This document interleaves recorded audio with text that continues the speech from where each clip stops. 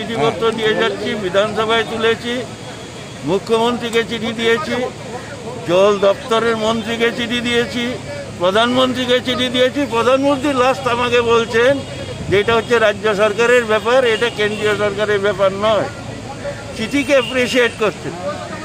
এবং ধরুন এর আগে ঘটনার আগে আপনার এই কিছুদিন আগে আমি ভিজিট করে গেলাম, যখন নাকি ক্যানেল থেকে পলি তুলছে, ডিএসপি যারা ডিবিসির যারা ইঞ্জিনিয়াররা রয়েছেন তারা সাথে ছিলেন।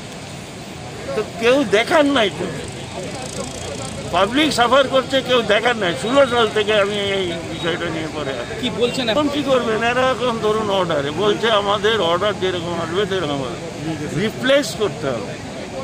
জুরাতালি দিয়ে আর হবে না। 55 সালের ডিবিসি রিপ্লেস যদি না করে মানুষ বারবার সাফার করবে। এটা কি হচ্ছে?